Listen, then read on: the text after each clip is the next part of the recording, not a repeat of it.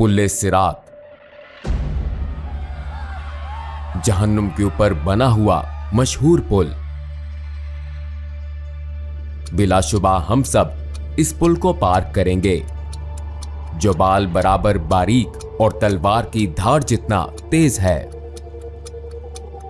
कोई भी पुल सिरात को उस वक्त तक पार ना कर सकेगा जब तक वो सवालात के 7 मरहलों से ना गुजर जाए। 7 सवालात, 7 मुख्तलिफ पड़ाव पर। ये 7 सवालात क्या हैं? क्या आप इनका जवाब देने के लिए तैयार होंगे?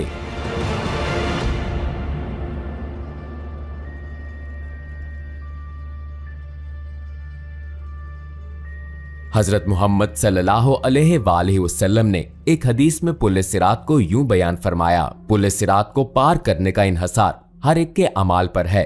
कुछ लोगों के लिए ये बहुत आसान होगा और कुछ के लिए बहुत मुश्किल। ये जहन्नुम का एक पुल है जो के बाल से ज्यादा बारीक और तलवार की धार से ज्यादा तेज है। इसमें कांटे और बेड़ियां हैं जो उनको गिरफ्त में लेंगे जिसे अल्लाह चाहेगा। कुछ लोग इस पर से पलक झपकते गुजर जाएंगे जैसे रोशनी की रफ्तार हवा की तरह, या आली नस्ब घोड़ों और सवारियों पर। फरिश्ते पुकारेंगे, ऐ परवरदिगार सलामती फरमा, ऐ परवरदिगार सलामती फरमा। वो लगातार पुकारेंगे। वहां ऐसे लोग होंगे जिनको खराश भी ना आएगी, और ऐसे भी होंगे जिन्हें हथौड़े से मारा जाएगा, और ऐसे भी होंगे जिनके चेहरे आग में झोंक दिए जाएंगे। जी हाँ, जैसा कि हदीस से साबित है कि लोग खुदा की बारगाह में अपने दर्जात की बुनियाद पर इस पुल को पार करेंगे। कुछ लोग इसे रोशनी की रफ्तार से पार करेंगे, जबकि दूसरे रेंग कर इस सफर का इख्तिताम करेंगे। जैसा कि कुरान मजीद की सूरा 79 आयत 6 में दर्ज है कि हजरत इसराफील अलैहिस्सलाम 2 दफा सूअर फूंकेंगे, और पहली दफा सूअर फूंकने पर सिवाय उनके जिसे अल्लाह सुब्हानो ताला चाहे, जमीन और आसमानों की हर चीज उसकी हैबत से लरज उठेगी, और उसके साथ ही कयामत बर्पा हो जाएगी।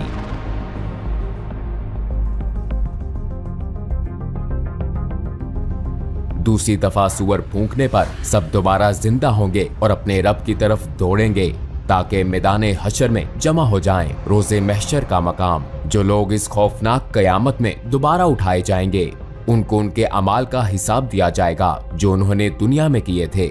जैसा कि कुरान मजीद की आयत में बताया गया है, दाएं हाथ में अमाल नामा पाने वालों के लिए जन्नत की बिशारत है, और अगर अमाल नामा बाएं हाथ में या पीछे से दिया जाएगा तो ये जहन्नुम के अजाब की वईद है।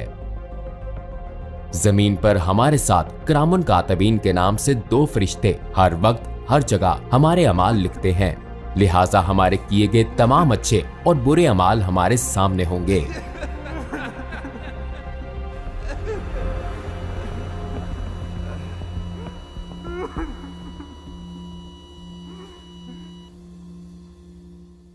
अमाल नामे के हवाले से सूरह कहफ की आयत नंबर 49 में बताया गया है,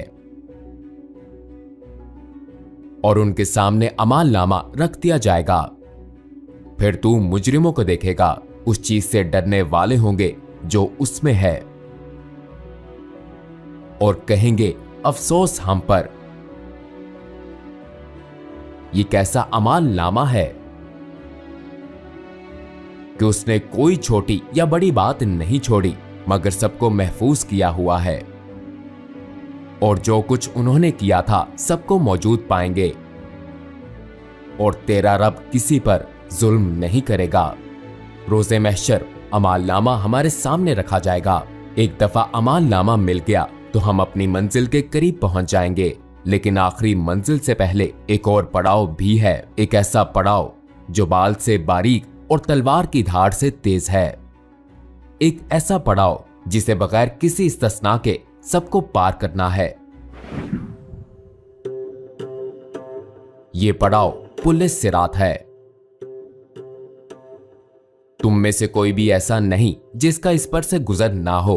ये तेरे रब पर लाजिम मुकर्रर किया हुआ है।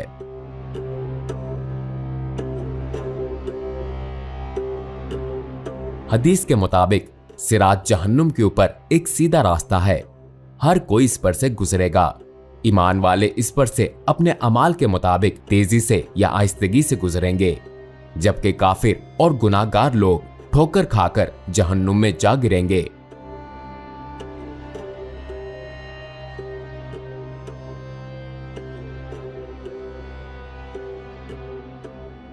प्यारे नबी सल्लल्लाहु अलैहि वसल्लम ने फरमाया, सबसे पहले पुल सिरात को अबूर करने वाले आप सल्लल्लाहु अलैहि वसल्लम होंगे और फिर आप सल्लल्लाहु अलैहि वसल्लम की उम्मत। अगर लोगों के अमाल अच्छे होंगे तो वो तेजी से इस पर से गुजरेंगे।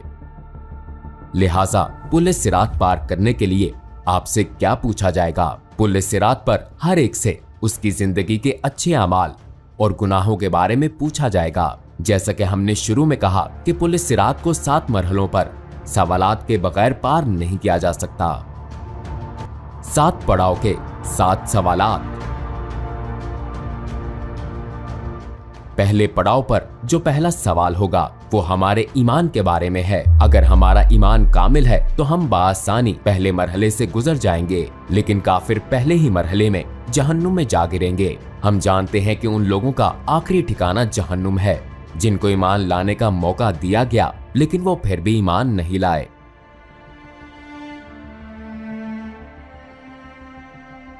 खुदा ने अपनी पाक सिफात और नेक बंदों के जरिए अपना तारुफ करवाया, तो जो ईमान नहीं लाए बिलाखिर उनका आखिरी ठिकाना जहन्नुम है।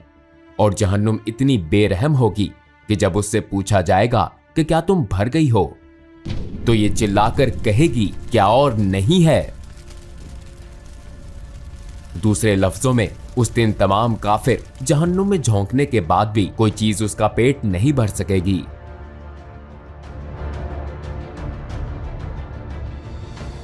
लेकिन डरे मत, अगर आप ईमान लाए और आपने नेक अमाल किए तो आपको रोज़े महशर की सख्तियों से पलक झपकते ही छुटकारा मिल जाएगा,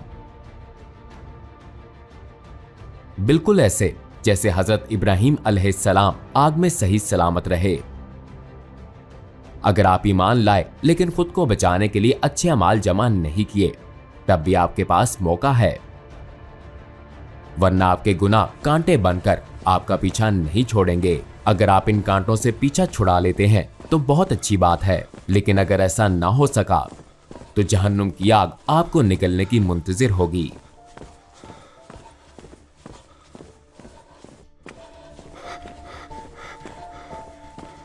जैसा कि सूरह मरियम की आयत नंबर 72 में दर्ज है, फिर हम उन्हें बचा लेंगे जो अल्लाह सुब्हानो ताला से डरते हैं और जालिमों को इसमें घुटनों पर गिरे हुए छोड़ देंगे।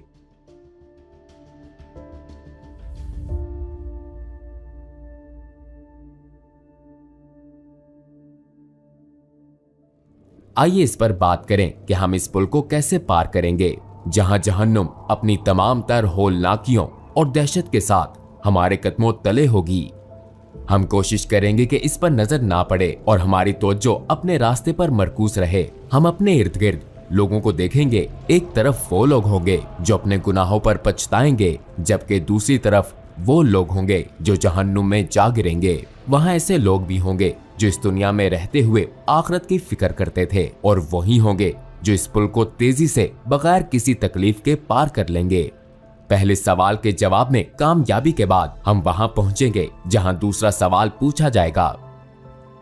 हमसे यहां नमाज के बारे में पूछा जाएगा, जो कि ईमान के बाद दीन इस्लाम का सबसे अहम सतून और इसके बुनियादी अरकान में से एक है। आपकी नमाजें जितनी मुकम्मल और खालिस होंगी, आपका हिसाब उतना ही आसान होगा। लेकिन अगर आपकी नमाज सही नहीं है तो शायद आपके अकीदे की इमारत गिर जाएगी। हमारे प्यारे नबी सल्लल्लाहु अलैहि वसल्लम ने फरमाया, नमाज दीन का सतून है, जिसने इसको तर्क किया बस उसने पूरे दीन को मुनहदम किया। अगर हम जहन्नम की आग से बचना चाहते हैं तो हमें यकीनी तौर पर अपनी नमाजें एक इमारत के मजबूत सतून की तरह कायम करनी होंगी। अगर हम जमीन पर सुई के नाके से भी जहन्नुम की आग देख लें तो सजदे से सर नहीं उठाएंगे। ठीक है, हमारा ईमान मजबूत है और हमारी नमाजें भी दुरुस्त हैं। अब हम तीसरे मरहले में दाखिल होंगे। अगर हमने दुनिया में खुदा के माल को उसकी हदायत के मुताबिक खर्च नहीं किया तो अगला सवाल हमारे लिए परेशान कुन होगा, क्योंकि हमसे पूछा जाएगा कि हमने अपना माल कहां खर्च किया और किसके साथ बांटा। क्या हमने ज़कात अदा की? हमसे सवाल होगा। इस बारे में गौर कीजिए। आपने जिंदगी इस ख्याल के तहत गुजारी कि खालिक का अता करदा माल आपका अपना है और ज़कात जिसका हुक्म खुदा ने बांटने के लिए दिया, आपने इसे मुस्तहकीन को देने के बजाय उनसे छुपाने को तरजीह दी। हमें ऐसी सूरत हाल से अल्लाह की पनाह मांगनी चाहिए। अगर हम अपना माल छुपाएंगे तो जन्नत भी हमसे छुप जाएगी। अगर हमने अपना माल खुदा की हदायत के मुताबिक कमाया और खर्च किया तो अगले पड़ाव पर हमसे रोजे के बारे में सवाल किया जाएगा, जो कि हम पर इसी तरह फर्ज हैं जिस तरह पिछली उम्मतों पर फर्ज थे। अगर हम इस पूछ कूछ के दौरान काश जैसा लफ्ज अदा नहीं करना चाहते तो हम पर लाजिम है कि माजी में हीलों बहानों से जो रोजे छोड़े हैं उनकी कज़ा अदा करें। इसके बाद हम 5वें पड़ाव पर होंगे। इस पड़ाव पर हमसे हज के बारे में पूछा जाएगा। अगर आप माली मसाइल की वजह से हज नहीं कर सकते तो माली इस्तेहकाम के बाद जिंदगी में एक दफा जरूर हज करें। अगर हम इस्तात होने के बावजूद हज अदा नहीं करते और बहाने बनाते हैं तो हम संगीन नताइज का सामना कर सकते हैं। छठे पड़ाव पर हम इस मौजू की तरफ आएंगे जो बिना इस्तिस्ना के हर किसी से मुतल्लिक है। ये मौजू हकूकुल लिबाद और सिला रहमी है।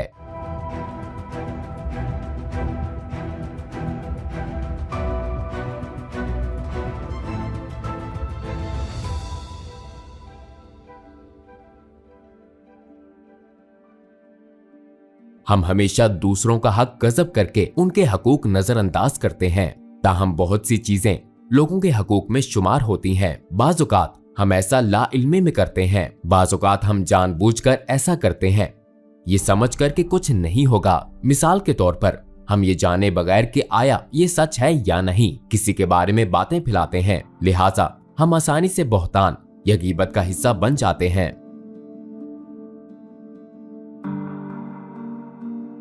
हमारे दीन में खानदान और रिश्तेदारों का तस्वुर बहुत अहम है, लिहाजा इसको बहुत अहमियत देनी चाहिए। ताहम हो सकता है कि हम अपने तमाम रिश्तेदारों के साथ हमेशा ना रहें, हमें उनके कुछ रवैये नापसंद हो, लेकिन हमें उनसे मुकम्मल कता ताल्लुक नहीं करना चाहिए। आइए सहाबा कराम रिजवान अल्लाह अलैहिम अजमाइन की हयात पर नजर डालें। चंद सहाबियों के वालिदैन मुसलमान ना थे, लेकिन उन्होंने फिर भी अपने वालिदैन को खुश करने की कोशिश की, सिवाय उन मामलात के जिनसे खुदा ने मना किया था। जब हम उन तमाम मराहिल से गुजर जाएंगे तो हमसे तहारत यानी गुस्ल का सवाल होगा। अगर हम पिछले 6 सवालों में कामयाब रहे, खुदा के फजल से हम उन लोगों में शामिल होंगे जो सफाई को तरजीह देते हैं। अगर हम तहारत का ख्याल ना रखते तो पिछले सवालात में कामयाबी भी मुमकिन ना होती।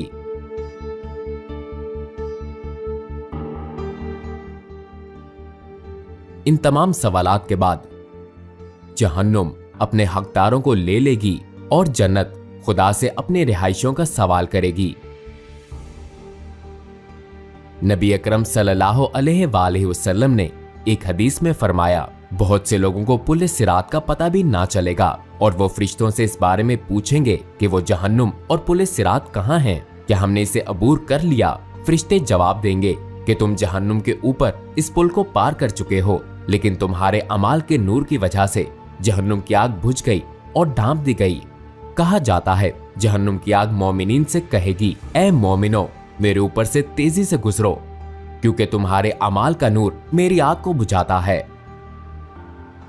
खुदा की मर्जी होगी तो हमें जन्नत बतौर इनाम मिल जाएगी, जो कि सफर के इख्तिताम पर एक खूबसूरत जगह है, ऐसी खूबसूरत कि किसी आंख ने ना देखी, किसी कान ने ना सुनी, कोई इंसान ख्वाब में भी जन्नत की खूबसूरती का तस्वुर नहीं कर सकता। नेक अमाल के साथ जिंदगी गुजारना इतना भी मुश्किल नहीं है। हमें ज़माने आखिर के खुशगवार हथकंडों से बचने के लिए कुछ खास इक़दाम करने की जरूरत है। याद रखिए कि हमने जितनी बातें कही सब दुरुस्त हैं और लाज़मन वकू पजीर होंगी। तो क्या दुनिया में आरज़ी जिंदगी के लिए आखिरत तबाह करना जरूरी है? ठीक है, आपको किसकी ज्यादा फिक्र है, दुनिया के आरज़ी पुल की या उस पुल की जो अब्दियत की तरफ लेकर जाता है। अस्सलामुअलैकुम भाई और बहनों, हमने देखा कि हमारे 80% व्यूवर्स बाशमूल इस वीडियो के हमारे चैनल के सब्सक्राइबर नहीं हैं। जैसा कि आप जानते हैं, हम एक गैर मुनाफा बख्श तंजीम है और हमारी वीडियोस पर इश्तिहारात गैर फाल हैं। लिहाजा हम सिर्फ इसलिए इसकी दरख्वास्त कर रहे हैं ताकि सच्चाई को फैलाया जा सके। ये एक छोटा सा अमल लगता है, लेकिन इंशाल्लाह ये बहुत से लोगों के लिए रहनुमाई का जरिया बन सकता है। आइए अब सब्सक्राइब बटन पर क्लिक करें और मिलकर टुवर्ड्स इटर्निटी का हिस्सा बने।